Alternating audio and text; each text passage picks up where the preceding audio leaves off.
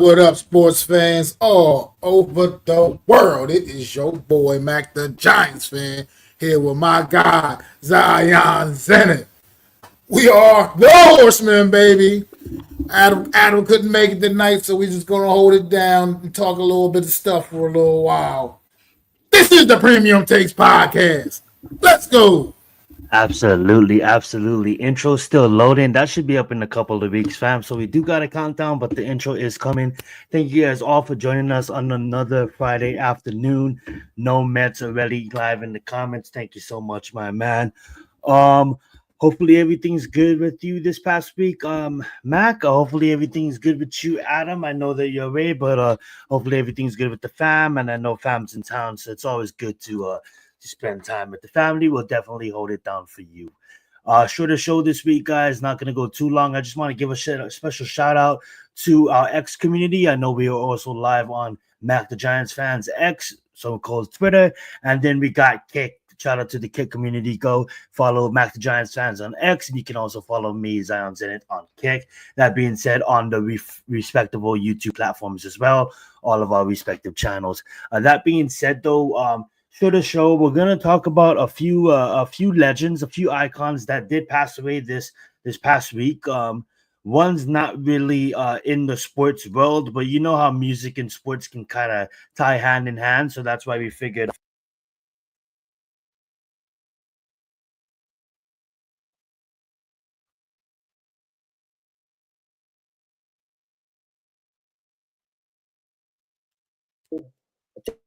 No, I apologize.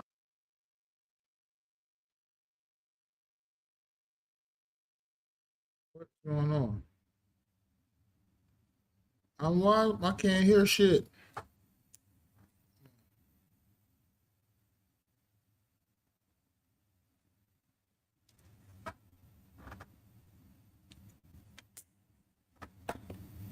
Hold on.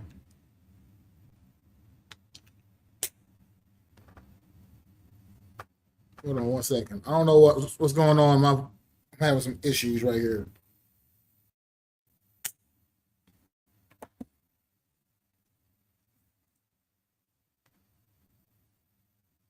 My side as well. All right, I'm back. Sorry. Sorry So about might have that. nah, you're good. It might have been on my side. I don't think my mic was working out for a second. Uh, You're good. You're good. Yeah, so definitely we're gonna talk about Ozzy, definitely an icon in the music world. And you know how music goes hand in hand in the world of sports. And then we're gonna give a shout out to the icon Hulk Hogan. Definitely two legends that we definitely did lose this last week. I say we start with Ozzy, man. I wasn't a huge Ozzy fan, but for someone that basically, you couldn't help but watch a movie. You couldn't help growing up by hearing his name. He was a lead singer of Black Sabbath, nicknamed the Prince of Darkness. I remember him having a show in Hawaii, and he actually went and got banned from the bowl he was from the shell, the arena he was performing in, because he's apparently bit a dove's head off. I know that happened in the states as well, but the guy was definitely an icon in his own right. Definitely you know to have a successful career that he had for that long of a career, you had to be somewhat of of a character, and he definitely was. And he definitely always had he was always in the news, whether it be for the good, whether it be for the bad. Ozzy was definitely someone that, generations knew, even this generations and now generations now, they know his name. They may not have been around, but you can always, pull up his music. And that's the thing about his music, right? His music is basically timeless in a sense. So I just want to give Mac some time to send a special shout out to you. Do you have any Ozzy memories, or were you a big fan of Ozzy, or what would you want to say for Oh, the Prince of Darkness? Let me pull up a picture I of him while we mean, talk about him. I can't pretend like I was a huge Ozzy Osbourne fan Mm-hmm. like that. As far as from that standpoint, I respect what he did. Obviously, Invented like heavy metal, like yes. Alex just said, put in the chat, man, he practically invented heavy metal, Alex. and but it's just just this thing. It's this thing called life, man. He lived a crazy life, man, and definitely left some lasting memories. I can say that for sure, man. I mean, he's had his whole family. He's pretty much been famous, seen like reality TV, like he's saying here that had a whole reality show. I mean, Ozzy Osbourne was always in for something. He's always in for something interesting. If you was dealing with Ozzy Osbourne, it's kind of crazy that it goes hand. I'm sorry, I mean to kind of just jump ship a little bit, but I'm gonna go because it coincides with Hulk Hogan a little bit. I mean, these things that these guys will both pass away in the same week, right within a couple of days apart from each other. Ozzy Osbourne, if people don't know, actually is a WWE Hall of Famer from a couple of some of his celebrity appearances. I mean, iconic appearance in WrestleMania. I think it was two or three, one of the early WrestleManias, and so Ozzy Osbourne is a WWE Hall of Famer, and then here you go. A couple of days later, another WWE Hall of Famer, Hulk Hogan, passes away, another icon. So Right. just been a crazy week, man. I mean, and honestly, it's just been a crazy week. And I'm not going. I'm just one more guy real quick. I don't want to leave out. Passed away like on Monday. Monday, I believe, or Sunday or Monday. Malcolm Jamal Warner, Theo from the Cosby Show, Well, thank you, thank uh, you. and just want just say rest condolences to all these gentlemen, all their families, all their friends, all their loved ones. Uh, you know, circle of life, man. That's all we can say, man. I mean, everybody's time is up eventually, man. And unfortunately for these three, they punched their ticket this week. But rest in peace, man, all of them. Most definitely, definitely get out you victory. That being said, that legends of their own sport. If you look at someone like Hulk Hogan, may have not been the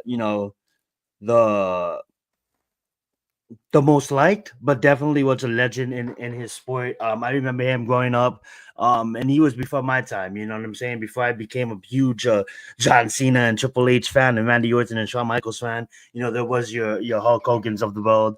Definitely put wrestling on the map. Some would say icon in its respectable way, and to go hand in hand, like you were saying with Ozzy being in the Hall of Fame, to lose three superstars like this in this short week. Thoughts and blessings with the family. Definitely, I know Ozzy was struggling. I believe he had Parkinson's, and I know that eats away at you. So that being said, I know he is definitely in a better place and definitely not struggling. It's good to see that Black Sabbath was able to go out there and have almost like a last show a couple of weeks ago. I just heard about that where they performed as a group one more time.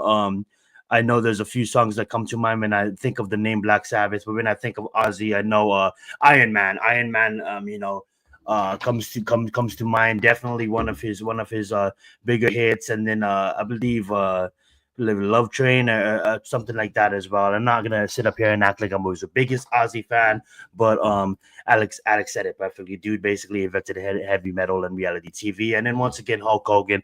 Definitely a lot of matches to remember in the wrestling world, and one that would never probably be forgotten is his one against the Giant Oz, not Giant Ozzy, Andre, the Giant Andre. That being said, though, definitely we're gonna turn the page. Two respected legends, and we just wanted to take some time on the show to give them a special shout out. I mean, real quick, let me add something else about Go right Hulk ahead. Hogan. Just Hmm. because, I mean, honestly, I get it. You know, him, the person, the reality is, yeah, the reputation just as him as a human being, it wasn't necessarily good. It was kind of, you know, it was a stain on him. You know what I mean? But what it all comes down to is he's still a human, it's still life. So you know what I mean. Respect that part of it, and also just the fact that he was an icon. I Hmm. wasn't a Hulkamaniac myself. I was never like a big Hulk Hogan fan. All my years, while even when I was a little kid, I was never like a Hulkamaniac. I wasn't. I never was into him like that. Honestly, he just wasn't my guy. But at the end of the day, what he did for wrestling, he trained. He was a trans. He transcended it. I mean, at the time, like sure, wrestling was around before Hulk Hogan, long before Hulk Hogan, and it's going to still continue to be going on stronger ever. But at the same time, he took things to a different level. You know what I mean? He was a rep. He was like just evolved, and he was a big part Would you of an evolution in wrestling and sports entertainment. Like it just he brought more of the showmanship that you see today. That mm, started with like Hulk Hogan. You know what I mean? yeah, The would you say big, you that know. he kind of put wrestling into the mainstream spotlight? I mean, he was a big part of it for sure. Mhm. Absolutely, Nice. he definitely was a big part of it. He pretty much opened new avenues for the industry. I mean, he pretty much what you said is absolutely accurate. Honestly, it just you can't really describe what he did for the business back in the 80s. Like I said, I remember I was a kid then remembering those times, man. What you see today, it was never like it wasn't like this. And now, like what it has become, and Hulk Hogan is a big reason for that. So, look, like him, don't like him, I get that, but at the end of the day, you can only respect what he did for the industry of sports entertainment, man. That's absolutely facts. I love the fact that you brought that up too. One thing that I can compare it to is to the UFC, right? I mean, like Chuck Liddell. Chuck Liddell is not going to go down as the best fighter of all time. Conor McGregor is not going to go down as the best fighter of all time. But what Chuck Liddell was able to bring eyeballs to the sports at a young age for the UFC, there wouldn't be a UFC there was today if it wasn't for Chuck Liddell. There wouldn't be a UFC it was today if it wasn't for the rise and what Conor McGregor kind of put it even over they call it in wrestling, putting him over. If it wasn't for Chuck Liddell and Conor McGregor for mainstream UFC, it wouldn't have been put over. And same can be said what Matt easily just brought up with Hulk Hogan, definitely bringing it to light. Not like wrestling wouldn't have been wrestling, but definitely was a big player in that movement at that time. That being said, let's transition to football. I mean, like football's coming up. I have to be honest with you, gang. For the longest, Mac, I wasn't really excited. I was kind of living in that man. It's been 12 years since we actually was a good team, and over the last couple of weeks, now that training camp is around, this is the first time for a while I kind of just took the off season off.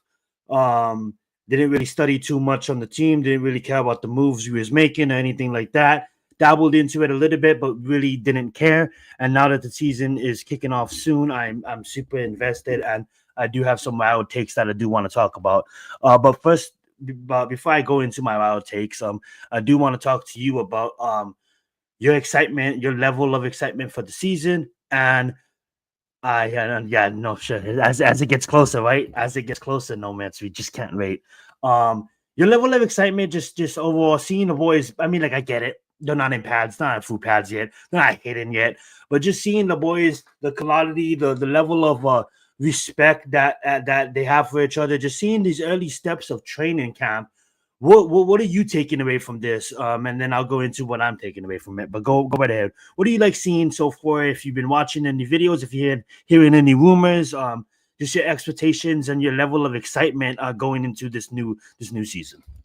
See, look, it's I'm still like I'm very excited for the season in general. Just the football fan in me can't help that anyway.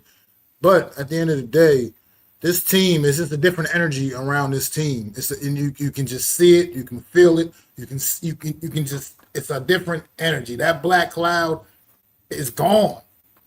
It's gone. It's the new day. And I don't look. I can be very candid. and I don't care who likes it or don't like it. I do not think we're going to be a very good team this year. I think it's still going to be quite a struggle when it comes down to like our record, what our finishing record will probably be. I really just don't see more than maybe about 6, maybe. That's just how I got to call it like I see it. The schedule is absolutely insane. But what I want to see is still positive growth. And I think we're going to see that. Like last season, we were 3-14, and it was an absolute pathetic 3-14. Like we were trash. Like trash. And I don't want, that's what I don't. We were dumpster juice. I don't want to see that next year. I don't want to see this upcoming season. I want to see a team where you see all effort, where you see them getting after it. That's what I want to see this season. That's look, win, lose, or draw. You can still lose and walk out of that stadium with your damn dignity. I felt like last season we were losing and just getting absolutely embarrassed and humiliated. And I want teams to have to earn those victories against the New York Giants. You remember the day you played the New York Giants. You might have got the better of us, and you might get the win, but you're going to remember being on that field with the Giants. We're not going to be that team you just laugh at and take like, oh man, this team's a joke. We got this in the bag. No. That's all. That's what I want to see. Is continuous positive growth. What I've been seeing in these first few days, that's what I look like we're going to see. I mean, sure, it's tough right now. Like I was talking earlier on my stream earlier. No, without the pads on, you don't really get to see what the big guys can do yet. Got to wait till Monday for that. But right now, the receivers, I mean, got Malik Neighbors looking out of his mind like we all know he is. I mean, he's a stud for sure. I can't see nothing's looking like it's slowing him down with that toe injury. Nothing appears to be slowing him down. And I just feel like with Russell Wilson, you just got a guy out there now that, sure, he's not necessarily that great quarterback, that top 10 guy that he once was. But at the end of the day, he's just such a much better upgrade from what we've had that it can only get better. It can only be better. Jackson Dart, still a work in progress. He's had his struggles over the first few days, but he's a rookie. His first few days of practice, I mean, I'm fine with that. You make your mistakes now and you clean them up and you figure it out. But it just like I said, the energy is just different. The vibe is different. And I feel like this team believes in themselves. If nobody else doesn't, they believe in themselves. And I like to see that. I'm liking what I'm seeing early on right now. I mean, I'm just loving what I'm feeling the energy. Like I said, I still think it's not going to amount to too many W's, but I think we're going to see a lot more effort this season, and we're going to see a team that's really out there competing each and every week. Absolutely. Shout out to Dilla. Thank you so much for being here. I didn't want to interrupt my co-host, so that's why. But I'll definitely get to you. I just wanted him to make sure Mac, Giants fan, finishes what he had to say. And I agree with you. I agree with you, Mac, on a lot of different things you were saying. Especially when you talk about a team that was just a bad team. It wasn't like we was a good team. We were just getting unlucky. We was a bad team with 3 wins last season. I do love the fact that this team, you said it. It kind of feels like a dark cloud has been lifted. For the last 12 years, we had two or three good seasons to make something of that, but really, really still feeling that, damn, this team is the damn dumpster fire. And coming into this year, I definitely had that 6 to 7 wins, especially looking at the SOS, especially looking at the teams that we do play. SOS does matter, and it is football. But something in the last couple of weeks just kind of had me change my mindset at that. It's like and I'm never gonna tell anybody how to think or how to everybody's valid to their own opinion. And that's why this is the beautiful thing about this country. Free speech is amazing, and hopefully the rest of the world can get on board with it. But that being said, I everybody's valid to their own opinion, but I kind of feel like, for me, and just looking at myself as a Giants fan, the Giants has gotten me to the point where it's almost like it's too good to be true.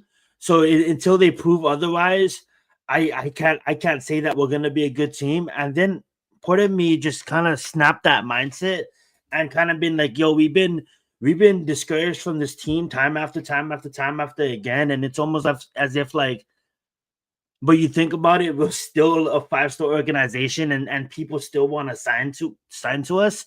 And I get it that we are a bad team, and I get it that the additions that we did get through the draft and free agents, it's only right now on paper, and we look good on paper, but how does that translate to the field on Sundays? I just I just went out on the limb, and I'm gonna go out on a limb right now, and I'm just gonna say I'm gonna change the way I think about this team. I'm gonna change the mindset, and I get it that yeah, maybe people like Mac, maybe like people like our co-host Adam, they need to see a product on the field before that mindset gets changed. But I'm gonna go on a limb, and I'm just gonna try to have that 5-star team, winner of 12 championships, winner of 4 Lombardis type of mindset. We're the New York Giants. And if a team with not so much of a good coach in Zach Taylor was to win 3 games and then get a quarterback in Joe Burrow and flip his franchise around, in a team that wasn't really nobody's in the Commanders, was to get their quarterback and flip their franchise around. I just truly believe that why aim for the ceiling. I get it why we're thinking of that, because we've been plagued to think otherwise. It's been so bad to think that we're gonna be good, because our mindsets has just kind of, it's almost like not Stockholm syndrome, but it's almost like, man, like we keep on getting abused. We're just used to getting abused by this team, and it just became the norm. And I'm not gonna accept that. I'm not gonna accept the norm. I kind of feel like we have a quarterback coming in here that is basically in his mindset.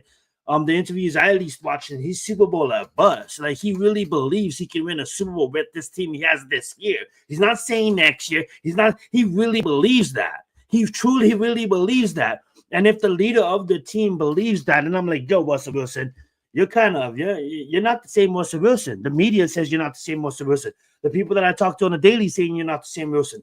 Let me go research it. Then when I go and research it, I'm like, oh my God, how much injuries did the line have last year for the Steelers? And then I look at him when he actually can have a pocket. The guy can still sling the football. So I'm gonna go on a limb saying I'm gonna say I think the Giants, even with the strength of schedule, I think when football players believe, they fight harder. And when they fight harder, I get it, it's a little bit of luck, but you know, these 1 or 2 inches or these 1 or 2 plays can change the outcome of games. And we can go on the road and beat some of these good teams by a point or by 3 points in close competitive matchups if we truly do buy in. And I believe that we are buying in. So I'm gonna go on a limb, and I'm gonna say 10 to 12 wins, playoff berth. I'm not gonna go out there like Russell Wilson, and he didn't say it, but and talk about a Super Bowl. But I just truly believe with the front four that we have this year, and everything goes hell, everything obviously plays a big factor in this when it comes to injuries. But this is the first time in a long time where we actually have depth on the defensive side of the ball. And they're not going to be super tired trying to carry this offense. And this is the first time in a long time we have actually offense that on paper should be able to move the football down the field. Malik Neighbors got 1,100 yards last season with the name that shall not be fucking spoken, throwing him the football, and 2 other quarterbacks that we're not going to speak of. You know what I'm saying? And a part of me, it's like, yeah, we get it. The coach is still our head coach. But when you look at these free agents talk, he's still respected around the league. And maybe it was the quarterback not being able to perform what the coach's scheme was. I'm not going to take any part of it's coach too. Part of it was Dable. But I'm just going to go on the limb, and I just want to see this team really buy into what they're feeding them, and really go out there and take it to some of these teams that's just going to be overlooking the Giants. And I just believe that this is a team that you can't overlook this season. I think if you overlook the Giants, you're going to get beaten by the Giants. And I think a lot of teams are going to realize that a lot of offensive coordinators and quarterbacks are going to be staying up fucking late trying to fucking figure out how to get past this rush that's going to be among them. And if everybody stays healthy on defense, we could be a top 10 defense. And Russell Wilson, Looks good out there. Jackson Deutsch polishing up in a bit. And Namir, thank you so much for being here. We definitely are gonna go on to our topic that we was having in the discussion. Mac, let's get into it. I know Adam's not here. We'll probably continue this discussion with him next week because I know his thoughts on it too. But I'm a big believer of Jackson Dort not seeing the field this year. I think the only way that Jackson Dort sees the field is if we're like the Falcons. We go and look at the Falcons, get a Kirk Cousins, starts off the year great, ends in the middle of the year throwing all these interceptions. Obviously, he was hurt, but they can't wait on you. The show must go on, and they change it out for a young quarterback that they draft. Without SOS, it could be exactly the same thing. Giants fans, including myself, we have that mindset, and I just told you my mindset and how I had to flip my mindset. But I was just in that mindset, like we're gonna win fucking 6 games, and Wilson's gonna start the season, and Jackson Dort's gonna end it. But fuck, man, if we're competitive and if we're in these games, as a Giants fan, I don't want Jackson Dort seeing the field. I want to take that Green Bay approach. I want to take that Kansas City approach. Because when you look at Kansas City and you look at Green Bay, from Brett to Rodgers, from Rodgers to Love, from Alex to Mahomes, Jackson Dort been studied by this coaching draft for 3 years, from this coaching staff for 3 years. I'm also happy that Mike Kafka's calling the plays. I don't believe that we're in a position to even take a quarterback next year, because why would we spend a high round pick on a quarterback and then go spend another high round pick on a quarterback in round 1 and 2? So if it was for me, I have for homie sit the whole year. This is your team. This is gonna be your team. But right now, this is Russell Wilson's last parade. But I totally understand the fan point of we don't think Russell Wilson can have a last parade. And I want to see what Jackson Dort can produce, for we know what we have internally, just in case we have to go pivot. I've been holding the mic for too long. I basically got what I wanted to say out about that point. I'm going to let Mac respond and we can continue this conversation. It was a perfect segue to my point that I'm getting ready to make here. Now, I won't take full credit for this, because the other day on the stream, I was in the chat, guy, Deilla. Anybody know familiar with Deilla? Shout out to Deilla. Go sub up to his channel. He does some interesting content as well. New York Giant content creator. But he mentioned something about Jackson Dart, and I didn't think about it like that until he said it. We need to see Jackson Dart this season to some extent, because of the fact of the incredible quarterback class that is coming out in this upcoming draft in 2026. I mean, just off of that alone, you need to know if Jackson Dart is the guy or is he not the guy. Because if he isn't the guy, you can't pass up on another great quarterback class the way we did with the 2023 quarterback class. So, I mean 2024 quarterback class. You just can't do that. You cannot set yourself back once again. If Jackson Dart, you need answers. You do need the answers. You need definites.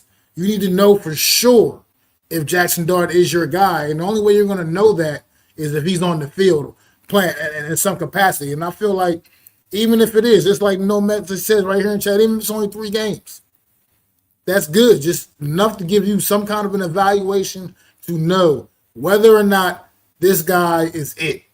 Because we don't have 6 years to waste time like we did with the last guy. We can't afford that. Unfortunately, this is the situation the New York Giants are in. I feel your point. Perfect world, red shirt year, boom, boom, blah, blah, blah.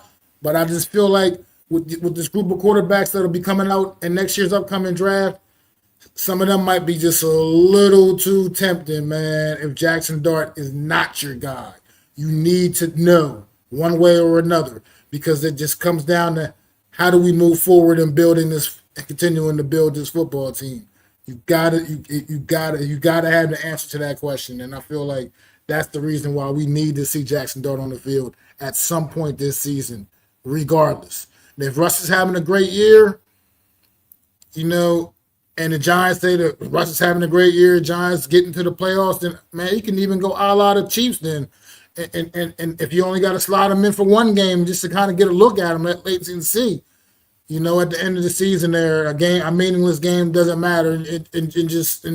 Look, do whatever you got to do to get an evaluation of this guy, because Russell Wilson is not a long term solution by no means. Okay, he's That's a pretty hundred. much one and done. I would most likely one and done, no matter how this season goes.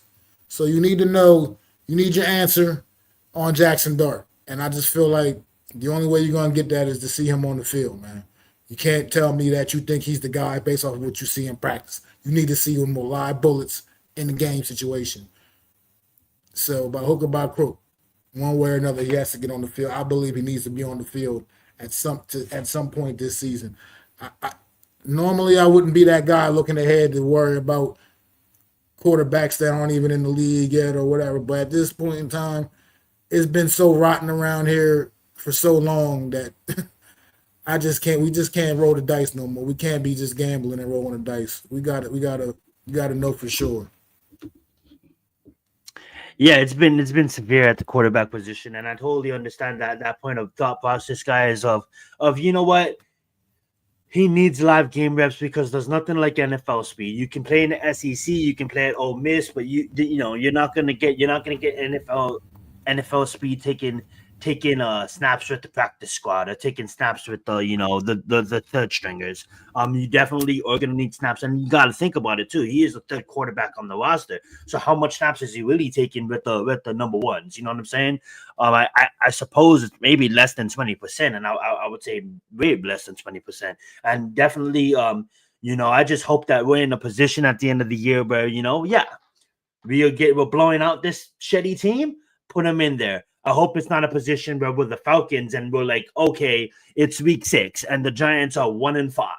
Here comes Jackson Dort. I just hope it's not that kind of position. I totally agree with the take on he does need live game reps, but I hope it's not a position where the Giants are in a losing scenario and that's where Russell Wilson hang it up. James Winston comes in, throws a couple of interceptions in 2 games, and it's like, okay, James Winston hangs it up, and it's like week 9. We're talking about the NFL draft, and now it's like Jackson Dort, come see what you got. You know what I'm saying? I hope when he finally takes the field, it's a team that can be somewhat cooperative around him, and I'm hoping that the Giants can get off to a good start. I mean, like you look at the schedule, it's gonna be a really tough first couple of games. I mean, like we open in the first 3 weeks against Dallas and Washington. I think we do also have them back to back, if I'm not mistaken. And I say we have to win one of those games to even get ahead on this division. I know we have problems in Jerry World, but there's always problems in Jerry World. That doesn't matter. There's problems in Jerry World every fucking offseason. There's still a good in-season team. And until proven otherwise, we got to expect the Cowboys to come out there and beat the Cowboys. They did get another wide receiver to pair with CeeDee Lamb, and that just makes them even more dangerous. And even if Michael Parsons holds off, if he's not playing or whatever the fuck, they're still the Cowboys, and we still got to respect them for them. Jaden Daniels got the whole damn DC popping, so they're making some acquisitions. I know there's problems with DC too with Terry, Scary Terry, but I think that'll be all said and done by the time we play them. And they definitely just got Von Miller, and people may call him old, but he's still going to bring veteran presence to that locker room of veterans and young studs. That's just made the NFC Championship game. And you look at the Eagles, the defending champions. So damn, the road is tough for the Giants. I know you guys do cover them. I know the show is back, NFC East Roundup. So if you guys want to learn more about all 4 opponents in our division, make sure you guys go check out that show. But before we wrap it up, Mac, on this semi-fast episode, just a little check-in with premium takes. Regular episodes will be back next Friday. One team or 2 teams that you're looking forward to watching other than the Giants? Is there any team in the NFL that you're I'm kind of intrigued by what's going to happen there? At the top of your dome, if you need some time to think about it, I can go first. If you want to answer, I know a team right away. I'm intrigued. Go right ahead. Intrigued by the Chicago Bears. Curious. I mean, I'm curious what Ben Johnson brings to the table as a head coach. I mean, he's been a great coordinator in Detroit, had that offense absolutely cooking. I'm curious if he can elevate Caleb Williams' game to the next level, because I mean he's coming off of it wasn't a terrible rookie season, but when his number 1 overall pick, You redid that if you want to go redo that draft right now with what you know, Caleb Williams wouldn't be number one overall pick. I mean, I'm just spitting facts right now. So hopefully he can elevate that young man's game. Like I said, and just see, because like I was saying earlier too, some coaches just aren't meant to be head coaches. Some coaches are just great coordinators, and head coaching is a little too much for them. So we'll see if Ben Johnson cannot be one of those guys, and if he can just get to the next level of his career. Just and also just some of the things Chicago did. I mean, revamping that offensive line in front of their franchise quarterback. I'm curious to see what that Chicago Bears team can be if they're for real legitimate out there in a tough NFC North division. I'm curious to see what they got, man. That's actually a great team. I'd love to see what Ben Johnson has to do with Caleb Williams. You know, me being a huge SC fan, I do want Caleb Williams to kind of start playing better. And Ben Johnson is certainly a candidate to do it. But like Mac just said, some people are really great offensive coordinators. Let's see if that translates to NFL head coach. And I honestly think Ben Johnson will be all right. A division and a team that I'm kind of eyeing on. That is, I'm thinking that me and Adam was just talking about this last week before the other episode. If you really look at the division, it's just stacked, right? And the team that I'm eyeing is Jim in his second year. I truly believe, and I'm going to go out on a limb, and I'm going to say that the Chargers has the possibility and could be one of the best teams in the AFC, the whole entire AFC.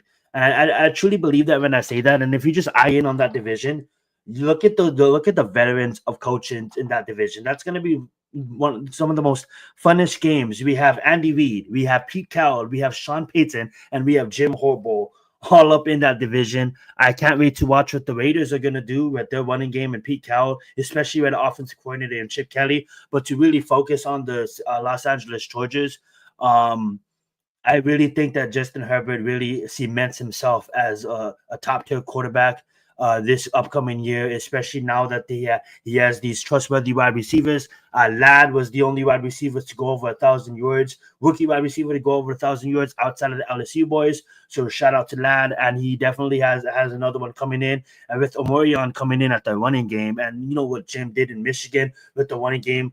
Expect the Chargers to continue leading on the running game. In Jim's first year back in the NFL, he had 11 wins, and I believe that they're just getting started. Just starting cooking in Los Angeles Chargers. And I'm just gonna slide in Mike Vrabel's Patriots. I think they're really going under the radar, but I wouldn't be surprised if Mike Vrabel brings that Patriots straight out of the abyss. And I wouldn't be surprised if the Patriots have a double-digit win season under the tutelage of Mike Vrabel, and that's how much I do respect him as a head coach. If you look at the defensive side of the ball, if you look what they're building on the offensive side of the ball, the Patriots, I'm not saying they're going to be back. I don't think they'll ever be back, the dynasty Patriots, but the Patriots will probably be a good team again. But yeah, those are the two teams that I'm mostly eyeing. Will probably be the Chargers and the Patriots, and of course, Max said my other one with the Chicago Bears. Anything else? I got go ahead. One for the AFC for me is the Pittsburgh Steelers. Ooh. Franchise historically, known for greatness, and Mike Tomlin's had a great run, but this is probably the first time in his career he's coming into a season with a lot of turmoil, a lot of doubt, a lot of mystery, not sure what they expect. So it's going to be interesting to see how this team handles all in which they've been dealing with, which has been a wacky off season to say the least. I mean, now see what 41-year-old Aaron Rodgers, who will be 42 before the season is over. Let's see what Aaron Rodgers has left and see what he's got for what you would like to think is his curtain call is most likely to be his final season of his career. Just kind of curious, man. This team, like I said, and this could be Mike Tomlin's last hurrah. I mean, as great as he's been, no losing seasons as a head coach, but at the end of the day, his playoff record hasn't been good. So, I mean, maybe. Do you think about that team right now, though? I mean, like, you got definitely a quarterback that really wants to win another Super Bowl. I'm definitely eyeing them too, because of the fact that Aaron Rodgers is not trying to he's trying to go out with a bang. Mike Tomlin that you just brought up, that's an elite quarterback with an elite head coach, and you have almost like some would say elite level defense. I know they lost some pieces. That's a recipe for success. I mean, like we'll see what happens. I didn't mean to go ahead and take that from you. Go right ahead and finish that off. I'm good. I'm done. That was it. That's all I Yeah, had. I love the fact that you bought a lot of that's I thought about the Patriots going being sneaky. I think the Patriots getting talked about more than the Steelers. I think the Steelers is really the dark horse in all of this because this is the first time. Well, I want to say the first time. Obviously, he played for the Jets, but yeah, we'll see. We'll see what happens with that. Anything else you want to cover? Outside of anything that we covered. I mean, not in particular, not a whole lot going on, man. I mean, not really. I mean, Mets made a little trade earlier today, trying to bolster the bullpen up, trying to get that right. I mean, that's really I can't even remember who the hell they got. Soto, the reliever from Baltimore. But at the end of the Okay. day, it's look. They need to get that bullpen in order because that bullpen right now is going to be the death of them, man. So getting down to the nitty gritty here in this season, man. A lot of teams in the NL up close, tight with each other right about now. So they need to figure it out, get that bullpen in order, and get right, man. And hopefully they can make a strong run and push to playing some October baseball, if you know what I mean. Well said, well said. And yeah, we definitely will be covering baseball as the season wraps up and as the playoffs begin. We'll be probably covering SummerSlam next week because I know that's coming up too. And definitely a lot more in the NBA once the season starts to get popping off too. I know we had a lot of trades, but once the season gets popping off, we'll definitely talk about that. I'll be covering that probably on the MMA Combat Club here at about 11:30 Eastern Time, 8:30 Pacific Time at Raphael. I am gonna ask my co-host Mac and any want to talk about the UFC 318. Any were you able to watch it first off? And if you was, any thoughts on Max Holloway's victory or anybody else on that card? I wasn't able to really watch it. I was just listening on streams and shit because I was at work. But uh, yeah, it was an interesting show. And Max Holloway, I mean, damn, he dominated. I mean, absolutely domination on Dustin Poirier's curtain call, man. That's one to remember for sure. But just that whole card, that main card was, I mean, the upsets. It was just, I mean, it was crazy, man. It was definitely interesting to say. Like, I mean, Kevin Holland. Oh my God, who saw? I mean, I did. That there. I'm still stunned right now, and that he took the L like that. I mean, he was the biggest favorite, and if I'm not mistaken, he was the One of the biggest biggest favorite yeah. on the card, and he Honestly, just took bench that streak L. looking damn fresh at welterweight, looking really smooth, looking like a top tier Kevin Holland just to get shut down by a guns out. Nothing against D Rodriguez, but man, that was a shocker as well. Um, yeah, guys, I'm gonna plug what I need to plug because Mac's gonna end the show with a wonderful intro, and he'll plug whatever he needs to plug. Pause. That being said, you guys can find me on Kick Zion Zenith, on TikTok Zion Zenith, and then of course here on YouTube Zion Zenith. And then make sure you guys tune into the Combat Club. Premium takes weekly shows, and then definitely I'm gonna start uploading more things to content as the sports, NFL season kicks off, college football plays kick off. If you guys want me to cover Power Slap, I'll review Power Slap as well, and we'll just go get it popping from there. Shout out to Adam. We definitely missed you. And obviously shout out to Power Max. Thank you slap, so much for being here. power slap though. Power You're slap. gonna cover power slap, bro? Oh Just my for God, content. Do it for I content. just I I just won't can't call it understand those live, but people. if there's I any can't understand those anything people. that I'm happens, not gonna. I'm not gonna sit just stand there and let somebody that don't slap the shit slap out of you. me. The I'm ultimate sorry. disrespect.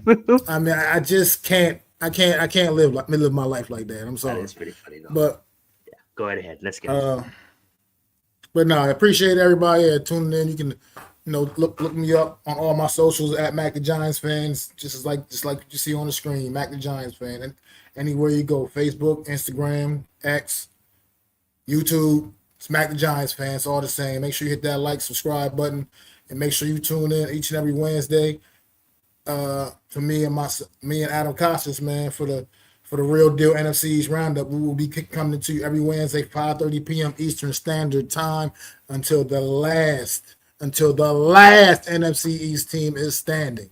So just come on, keep it locked, man. And also Friday afternoons, I got my little Giants chat popping off every Friday, 3 p.m.